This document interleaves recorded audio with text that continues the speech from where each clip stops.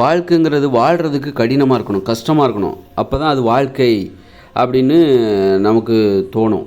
அது கஷ்டப்பட்டு வாழணும். அந்த வலிகளோடு வலிகளை சந்தித்து வாழ வேண்டும். வலிகளை சந்தித்து கடந்து வர வேண்டும். வலிகளை கடந்து வருவது தான் வாழ்க்கை.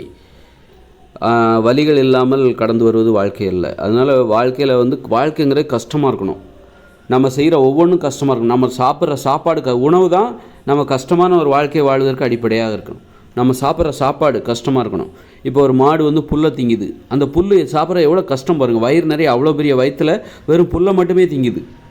அதில் என்ன சுவை இருக்குது? ஆனால் அந்த புல்லை தான் அது சாப்பிடுது. அப்போ அதுக்கு அந்த உணவு எவ்வளோ கஷ்டமானது பாருங்கள். அப்போ அந்த மாடோட வாழ்க்கை ரொம்ப கஷ்டமானதுங்க. காடுகளில் வாழ்கிற அந்த மாட்டோட வாழ்க்கை இருக்குல்ல, காடுகளில் வாழ்கிற வாழ்க்கை ரொம்ப கஷ்டமானது. அந்த புல்லை தான் திங்கும். வயிறு நிறைய புல்லை தான் போட்டு தின்னுட்டு கிடக்கும். அரைச்சி அந்த புல்லை திங்க வேண்டியது. அந்த புல்லில் கல், மண், பூச்சி, கீச்சி எல்லாமே இருக்கும். வேறு என்ன பண்ணோம்? தொடச்சிக்கிட்டு சாப்பிட முடியாது, கழுவிட்டு சாப்பிட முடியாது. அப்போ அதோடு தான் சாப்பிட்டாகணும். அந்த மாதிரி அந்த புல்லில் பார்த்திங்கன்னா மண் இருக்கும், பூச்சி இருக்கும், சின்ன சின்ன பூச்சிகள் இருக்கும், வண்டு இருக்கும். அப்போ அதை தான் சாப்பிட்டாகணும் வயிறு நிறைய. அதை அரைச்சி வேறு சாப்பிட்டாகணும். அதில் என்ன பெரிய டேஸ்ட் இருக்குது? அப்போ அந்த உணவே எவ்வளோ கஷ்டமாக இருக்குது பாருங்கள். அதோடய வாழ்க்கை எவ்வளோ கஷ்டமாக இருக்குது பாருங்கள். நைட்டு பார்த்தா ஒரே கொசு கடிக்கும் மாட்டுக்கு. அதே காடுகளில் வாழ்ந்தாக்கா ஏதாவது மிருகங்கள் வேட்டையாடுறதுக்கு வரும். பயமாக இருக்கும். குட்டியை பாதுகாக்கணும். இந்த குளிரில் கடந்து சாகணும். குளிர்லையும் வெயில்லையும் கடந்து அது இயற்கையோடு கலந்து வாழும்போது அந்த வாழ்க்கை எவ்வளோ கஷ்டமானது நினச்சி பாருங்கள். ஒரு மாட்டோட வாழ்க்கை, ஒரு ஆட்டோட வாழ்க்கை எவ்வளோ கஷ்டம் பாருங்கள். அதான் வாழ்க்கைங்கிறது அப்படிப்பட்ட கஷ்டம். பார்த்தீங்கன்னா அப்புறம் நம்ம வளர்க்குற மாட்டை கடைசியில் கசாப்பு கடையில் போட்டு சங்கு அறுத்து மாட்டுக்கறி கிலோ கணக்கில் விற்றுடுறோம். அதோட மாட்டோட வாழ்க்கை எவ்வளோ கஷ்டம். ஆனால் அப்படி இருக்கக்கூடாது. ஆனால் அதுக்காக தான், அதாவது உணவுச்சங்கிலி, அதெல்லாம் உணவுச்சங்கிலியில் மாட்டிக்கிச்சு. ஆனால் நம்ம மாட்டு இறைச்சிலாம் சாப்பிடக்கூடாது. ஒரு சிங்கம் வேட்டையாடுதுன்னா அதுக்கு ஒரு நியாயம் இருக்குது. ஆனால் நாமெல்லாம் சாப்பிடக்கூடாது. அப்படி சாகிறத நம்ம நியாயம். அந்த மாதிரி வாழ்க்கை, ஒரு மாட்டோட வாழ்க்கை எவ்வளோ கஷ்டமாக இருக்கும். அது சாப்பிட்ற புல், அது சாப்பிட்ற வாழ்க்கை முறை, அது வாழ்கிற வாழ்க்கை முறை, அது காட்டில் வாழுது, படுத்து கிடக்குது, கொசு கடிக்குது, பூச்சி கடிக்குது, பயம் இருக்குது, பாம்பு வருமோனுங்கிற பயம் இருக்குது, வருமா வராதா, கடிக்குமா கடிக்காதா அப்படின்னு சொல்லிட்டு பயந்து தான் கிடக்குது. அந்த அளவுக்கு ஒரு பயந்து வாழுது பாரு. வாழ்க்கைங்கிறது எவ்வளோ கஷ்டமாக இருக்குது பாருங்கள். அந்த மாதிரி அந்த கஷ்டம், அது மாதிரி மனுஷ வாழ்க்கையும் கஷ்டமாக இருக்கணும். நீங்கள் சாப்பிட்ற சாப்பாடு இருக்குல்ல, ரொம்ப ஈஸியாக இருக்கக்கூடாது. அது நல்ல உணவுகளை தேடி போனால் அது உனக்கு கஷ்டமாக தான் இருக்கும். நல்ல உணவுகள் எதுன்னு நீ கண்டுபிடிச்சனா அந்த உணவுகளை சாப்பிட்றது உனக்கு கஷ்டமாக இருக்கும்.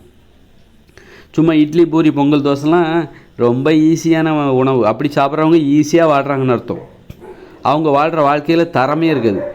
கஷ்டப்பட்டு நீ சாப்பிட்றியா, நீ சாப்பிட்ற சாப்பாடு உனக்கு ரொம்ப கஷ்டமாக இருக்கா, அந்த வாழ்க்கை தான் தரமான வாழ்க்கை.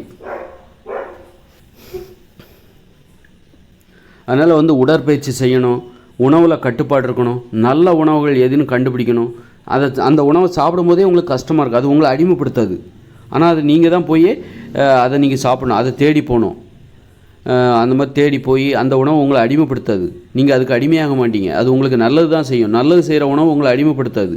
அதை சாப்பிட்றதுக்கு கஷ்டமாக இருக்கும், மன உறுதி தேவை.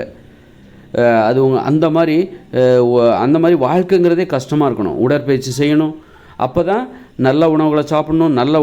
அந்த மாதிரி இருந்தால் தான் நல்ல செயல்களே செய்வீங்க.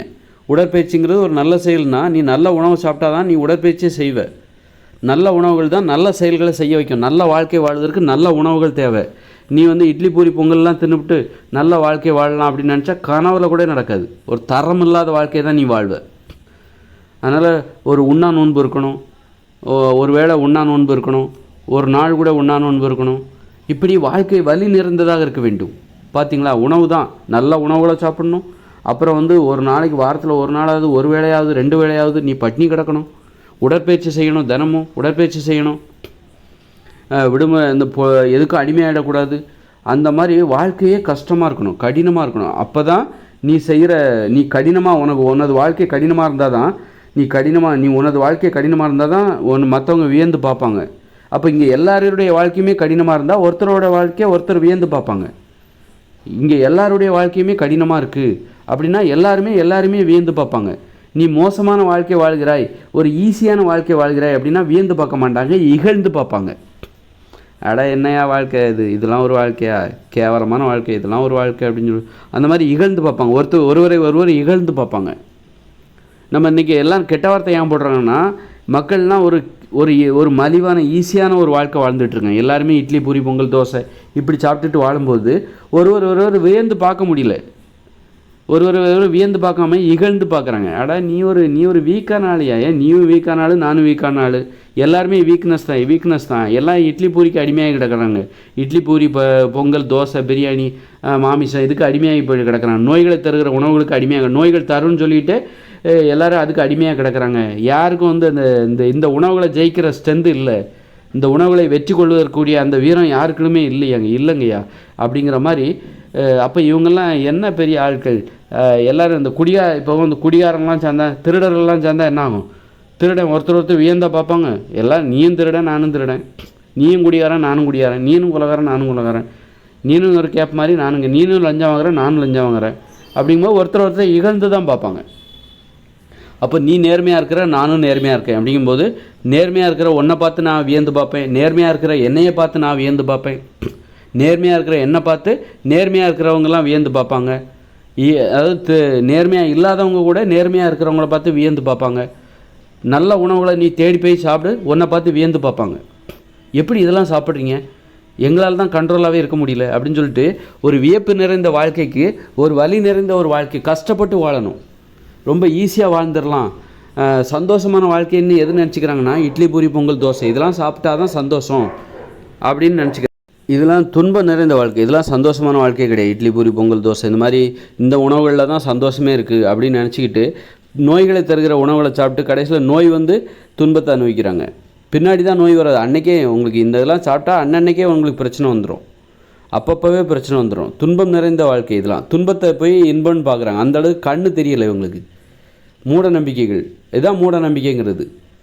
அதாவது ஒரு நோய்களை தருகிற உணவுகளை போய் அதுதான் சந்தோஷம்னு நம்புகிறாங்க பாருங்கள், அவங்க நம்பிக்கை பாருங்கள். இதுதான் சந்தோஷத்தை தரணும்னு நம்புகிறாங்க பார்த்தீங்களா, அதுதான் மூட நம்பிக்கை. மூட நம்பிக்கைன்னா என்ன? எது நோயை தருமோ அதை போய், எது துன்பத்தை தருமோ அதுதான் இன்பத்தை தரும்னு நம்புகிறாங்க. அதுதான் வந்து மூட நம்பிக்கைன்றது. எது வந்து துன்பத்தை தருமோ அதுதான் வந்து இன்பத்தை தரும்னு நம்புகிறாங்க. அதனால் வலி நிறைந்த வாழ்க்கையை பார்த்தா இப்படியெல்லாம் ஏன் வாழணும், உடற்பயிற்சி ஏன் பண்ணணும், உணவு கட்டுப்பாடு ஏன் பண்ணணும், அப்புறம் என்னத்தை வாழ்ந்து என்னத்தை கழிச்சு, இப்போ எதுக்கு இதெல்லாம் இட்லி இதெல்லாம் சாப்பிட்லன்னா என்ன பெரிய வாழ்க்கை அப்படி நினச்சிக்கிட்டு கேலி பண்ணுறது. இந்த மாதிரி இட்லி பூரி பொங்கல் தோசை இதெல்லாம் திங்கலைன்னா என்ன வாழ்க்கை அப்படின்னு சொல்லிட்டு ரொம்ப ஈஸியான, இதை சாப்பிட்றதுக்கு என்ன பெரிய திறமையாக வேணும், ஈஸியாக சாப்பிட்டு போகலாம்.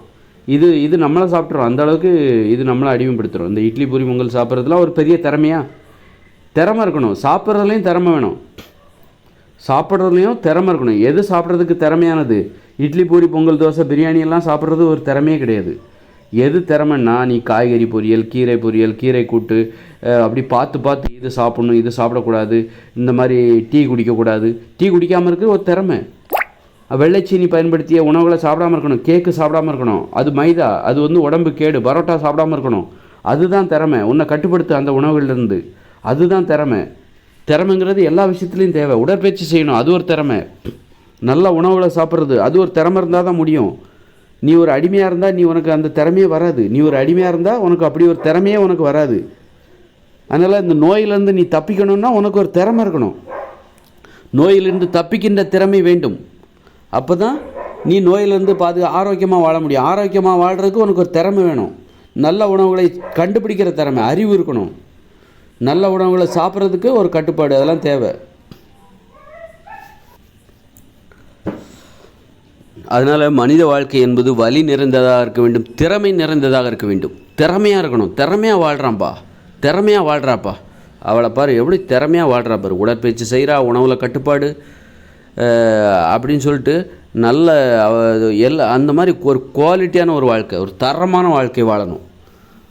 அப்போனா வலி நிறைந்ததாக கஷ்டப்பட்டு வாழணும். சும்மா சோம்பேறி மாதிரி ஏதோ கிளம்பணும், யாரை வீட்டில் சமைச்சு கொடுப்பாங்க, தின்னுபிட்டு வயிற்றை தள்ளிக்கிட்டு போயிட்டு வேலைக்கு போயிட்டு வேண்டா வெறுப்பா வேலைக்கு போயிட்டு விடிஞ்சா என்னடா அது வெந்ததை தின்னுபிட்டு விதி வந்த அப்படின்னு சொல்லி அப்படி தான் வாழ்ந்துக்கிட்டு இருக்காங்க நிறைய. அதுதான் பெரிய சந்தோஷமான. கடைசியில் நோய் வந்துருச்சு, அது வந்துருச்சு, இது வந்துருச்சு அப்படின்னு சொல்லிட்டு கடைசியில் பார்த்திங்கன்னா ஆஸ்பத்திரி, நோய், மருந்து அப்படி அப்போவும் அவங்க அந்த வாழ்க்கையை வந்து அவங்க வந்து நீங்கள் வந்து அப்போ சந்தோஷமாக நோய் இல்லாமல் இருக்கணும்னா கஷ்டப்பட்டு வாழணும்.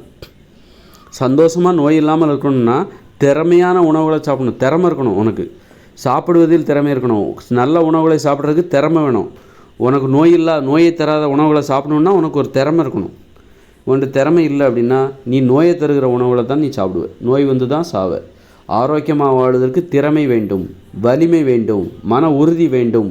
கஷ்டப்பட்டு வாழ்ந்தாதான் நீ இஷ்டப்பட்ட வாழ்க்கையை வாழ முடியும், சந்தோஷமாக வாழ முடியும். கஷ்டப்பட்ட வாழ்க்கைன்னா எல்லோரும் நினச்சி கஷ்டப்பட்டு அந்த தொழிலை செஞ்சுட்டா போதும். கஷ்டப்பட்டு 10-12 மணி நேரம் மாங்குன்னு மாடு மாதிரி உழைச்சிட்டா அது கஷ்டப்பட்ட வாழ்க்கையா? அது தொழிலில் உள்ள கஷ்டம். தொழிலுங்கிறது வாழ்க்கையில் ஒரு பகுதி. அப்புறம் நிறைய இருக்குது, வாழ்க்கையில் நிறைய பிரிவு இருக்குது. மருத்துவம் இருக்குது, விளையாட்டு இருக்குது, குடும்பம் இருக்குது. உணவுங்கிறது ஒரு பெரிய டிபார்ட்மெண்ட்டு. உணவுங்கிறது ஒரு பெரிய டிபார்ட்மெண்ட்டு. துறை சார்ந்த உணவு சார்ந்த அறிவு தேவை, தொழில் சார்ந்த அறிவு தேவை. நீங்கள் கஷ்டப்படுறதுன்னா என்னது? இவர் தொழிலில் கஷ்டப்பட்டார்னா இவர் கஷ்டப்பட்டு வாழ்க்கை முழுதும் பெரிய இவர் அப்படின்னு ஆகிட்டு. தொழிலில் அவர் கஷ்டப்பட்டார்னா இவர் தான் கஷ்டப்பட்டவர். வீட்டில் வந்தார்னா ஒன்றும் பண்ண மாட்டார். உணவை பற்றின அக்கறையே கிடையாது. தொழிலில் மட்டும் இவர் கஷ்டப்படுவார். உடனே கஷ்டப்பட்டவர், ரொம்ப கஷ்டப்படுறாருங்கிற சர்டிஃபிகேட் இவருக்கு தான் கொடுப்பாங்க, ஃப்ரேம் பண்ணி கொடுத்துருவாங்க. இவர் ரொம்ப வாழ்க்கையில் கஷ்டப்பட்டவர் அப்படின்னு சொல்லிட்டு. வாழ்க்கையில் நிறைய பிரிவு இருக்குது. விளையாடணும், உடற்பயிற்சி செய்யணும். உணவுங்கிறது ஒரு பெரிய டிபார்ட்மெண்ட்டு, உடற்பயிற்சிங்கிற ஒரு பெரிய டிபார்ட்மெண்ட்டு. இப்படி பல டிபார்ட்மெண்ட்டு சேர்ந்தது தான் வாழ்க்கை. நீ ஒரு டிபார்ட்மெண்ட்டில் மட்டும் கஷ்டப்பட்டுட்டா நீ கஷ்டப்பட்டவரா? தொழிலையும் கஷ்டப்படணும், உணவுலேயும் கஷ்டப்படணும். கஷ்டப்படுற திறமையான உணவுலேயும் நீ திறமையாக இருக்கணும், தொழிலையும் திறமையாக இருக்கணும், குடும்பத்துலேயும் நீ திறமையானவராக இருக்கணும். குடும்பம்னு வந்துட்டால் நீ நல்லா கஷ்டப்பட்டு ஒரு உழைப்பார். வீட்டுக்கு வந்துட்டால் மல்லாக்கப்படுத்து விட்டத்தை பார்த்து தூங்கிட்டு கிடப்பார், அல்லது பார்த்து டிவியை பார்த்துட்டு கிடப்பார். ஒரு வேலையும் செய்ய மாட்டார், போன மாதிரி படுத்து கிடப்பார்.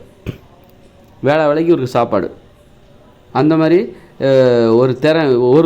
ஒரு தலைபட்சமான திறமை தான் அங்கே இருக்குது. வேலையில் ஏன் திறமையாக இருக்காருன்னா அங்கே மேலதிகாரிக்கு பயந்து போய் அவர் திட்டுவாங்க அப்படின்னு சொல்லிட்டு மேலதிகாரிக்கு பயந்து போய் திறமையாக இருக்குது. ஒரு திறமையற்ற ஒரு வாழ்க்கை தான். அதனால் எல்லா துறைகளிலும் திறமையானவராக இருக்க வேண்டும். உடற்பயிற்சியிலையும் நம்ம திறமையானவராக இருக்கணும். வேலைக்கு 2 வேளை காலையில் இரவு அப்படி மாலை அப்படி உடற்பயிற்சி செய்யணும். உடம்பை தூய்மையாக வச்சுக்கணும், உடம்பை நோய் இல்லாமல் வச்சுக்கணும். உணவுலேயும் திறமையாக இருக்கணும். உண்ணுகிற உணவு கஷ்டமாக இருக்கணும், கஷ்டமான உணவுகளை உண்ணணும்.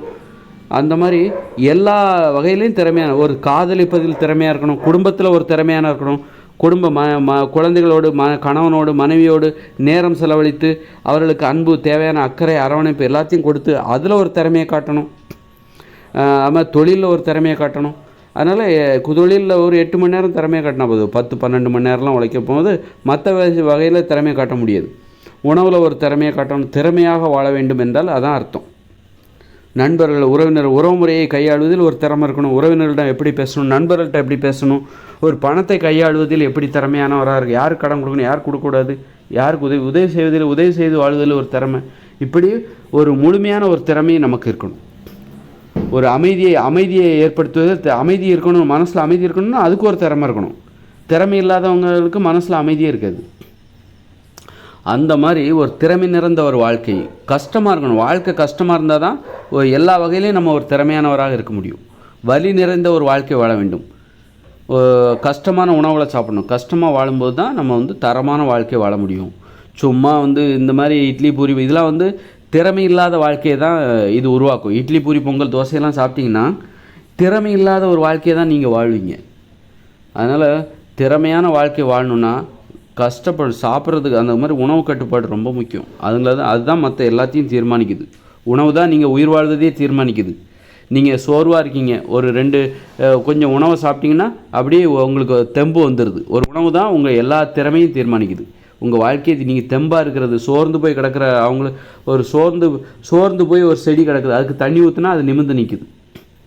அப்போ உணவுங்கிறது எந்த அளவுக்கு ஒருத்தரை மாற்றுது பாருங்கள். நீ உயிரோட வாழ்கிறதுக்கே உணவு தான் காரணம். அந்த உடல் வளர்ச்சிக்கு அந்த உணவு தான் நீங்கள் நல்லவராக வாழ்கிறதுக்கும் நல்ல வாழ்க்கை வாழ்கிறதுக்கு அப்போ உணவு தான் நீ உயிர் வாழ்வதற்கு காரணம். அப்போ நல்ல உணவு சாப்பிட்டா நீ நல்லவங்களாக வாழ்வார், கெட்ட உணவு சாப்பிட்டா கெட்டவங்களாக தான் வாழ்வு, நாசமாக தான் போவீங்க. தரமில்லாத வாழ்க்கை வாழ்வதற்கு தரமற்ற உணவுகள் தான் காரணம்.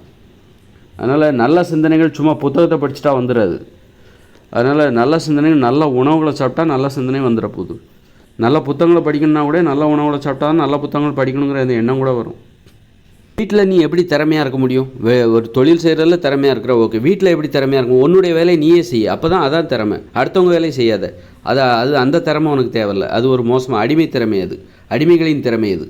வீட்டில் வந்து உன் உணவை நீயே சமைச்சிக்கோ, உனக்கு தேவையான பணத்தை நீயே சம்பாதி, உனக்கு தேவையான ஆடைகளை உன்னுடைய ஆடைகளை நீயே துவைச்சிக்கோ, உன்னுடைய இருப்பிடத்தை நீயே சுத்தமாக வச்சுக்கோ.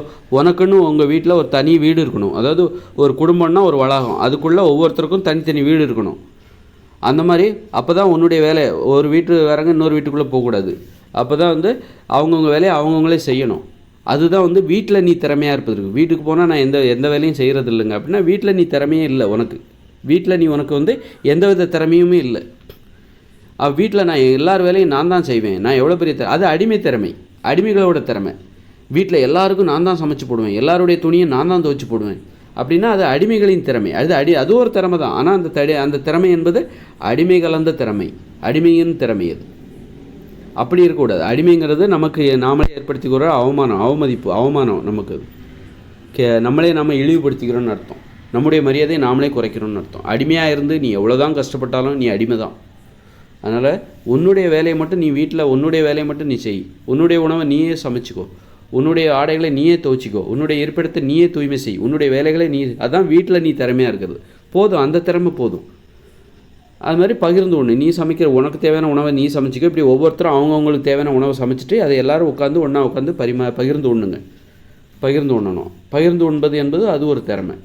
உணவு சார்ந்த ஒரு திறமைகளில் அதுவும் ஒன்று. பகிர்ந்து உண்பதில் ஆர்வமாக இருக்கணும், உதவி செய்வது. அதனால் இந்த மாதிரி திறமை நிறைந்ததாக வாழ்க்கை இருக்க வேண்டும். வீட்டில் எப்படி திறமையாக இருக்கிறது அப்படிங்கிறது தான் இதை சொல்கிறேன் நான். இல்லை நான் வீட்டில் எந்த வேலையுமே செய்கிறதில்னா உனக்கு அந்த வீட்டில் திறமையாக இருக்கிறதே உனக்கு தெரியலன்னு அர்த்தம். இல்லை வீட்டில் நான் எல்லாருடைய வேலையும் நான் தான் செய்வேன் அப்படின்னா அப்போவும் உனக்கு எப்படி திறமையாக இருக்கிறதுனே உனக்கு தெரில அப்படின்னு அர்த்தம். எப்படி திறமையாக இருக்கிறது அப்படிங்கிறதே தெரில. மற்றவங்களாம் உன்னை ஏமாத்துறாங்க, நீ ஏமாளியாக இருக்கு. ஏமாளியின் திறமையாக இருக்கிறது. உன்னுடைய திறமை உன்னை ஏமாளியாக ஆக்கிவிடுகிறது, ஏமாளியாக ஆக்கிவிடுகிறது.